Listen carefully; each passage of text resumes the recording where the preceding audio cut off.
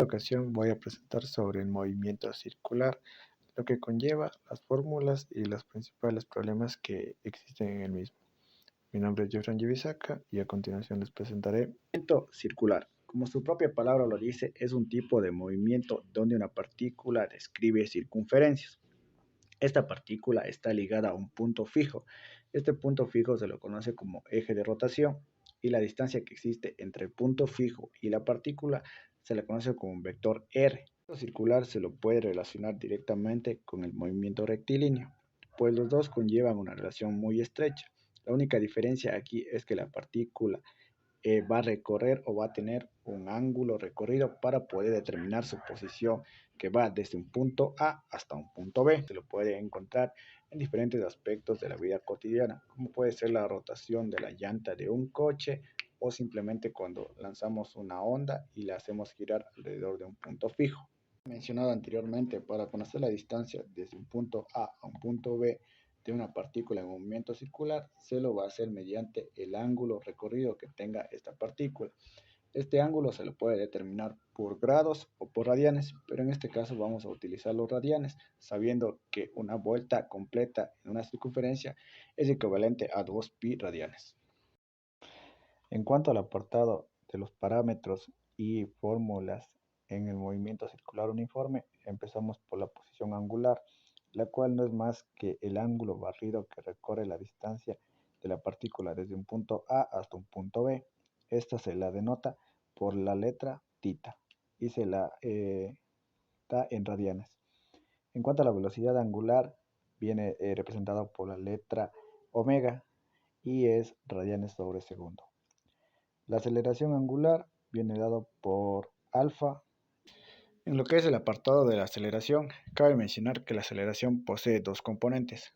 Una aceleración tangencial, la cual su propia palabra lo dice, es tangencial a la trayectoria, y esta produce un cambio en el módulo del vector velocidad. La segunda componente es la aceleración normal, la cual produce un cambio en la dirección del vector velocidad mencionado. Movimiento circular uniforme.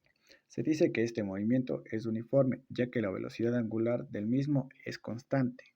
En referencia a la posición angular, se toma al ángulo con respecto al tiempo, y no es más que el ángulo inicial más la velocidad angular por el tiempo. La aceleración tangencial es igual a cero, ya que la velocidad lineal y la velocidad angular son constantes y no hay un cambio en el módulo del vector velocidad. En lo que es referente a la aceleración normal, en esta vuelta sí hay un cambio en la dirección y esta es la velocidad al cuadrado sobre el radio. Despejando de la misma, nos quedaría la velocidad angular por el radio al cuadrado sobre el radio. Una vez hecho el despeje, nos quedaría la velocidad angular al cuadrado por el radio. Referente al periodo y la frecuencia, se debe mencionar que el periodo es el tiempo en la que tarda una partícula en dar una vuelta completa a la circunferencia, y esta se la denota por t y se la mide en segundos. En cuanto a la frecuencia, esta en cambio mide el número de vueltas por unidad de tiempo, se la denota por f y esta se la mide en segundos a la menos 1, o lo que es hercios. Importante mencionar que la frecuencia es inversa al periodo. Y buscando una relación entre la velocidad angular y el periodo, podríamos que 2pi es una vuelta completa, por lo cual tendríamos que poner un periodo, y como el periodo es inverso a la frecuencia, nos quedaría la velocidad angular igual a 2pi por la frecuencia. Referente al movimiento circular uniformemente acelerado, este comparte una similitud con el movimiento rectilíneo uniformemente acelerado, con la diferencia de que en vez de velocidades lineales, aquí tomaremos velocidades angulares y en vez de espacios recorridos, ángulos barridos. En lo que es a la aceleración lineal se la sustituiría por aceleración angular. Referente a la velocidad angular con respecto al tiempo sería la velocidad angular inicial más la aceleración angular por el tiempo. En lo que es el ángulo en función del tiempo, sería el ángulo inicial más la velocidad inicial por el tiempo más un medio de la aceleración por el tiempo al cuadrado.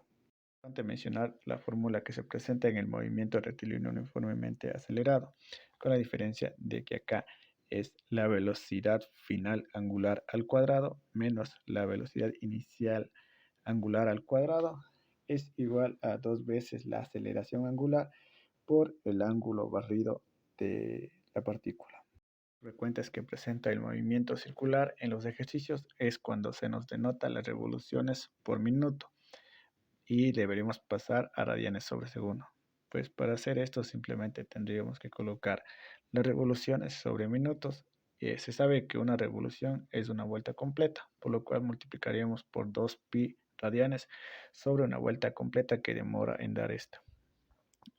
Para eliminar los minutos tendríamos que multiplicar un minuto sobre los 60 segundos que equivale el mismo. Eliminaríamos minutos con minutos, vueltas con revoluciones y simplemente nos quedaría ya radianes sobre segundos. Y esto sería todo referente al movimiento circular. Gracias por su atención prestada.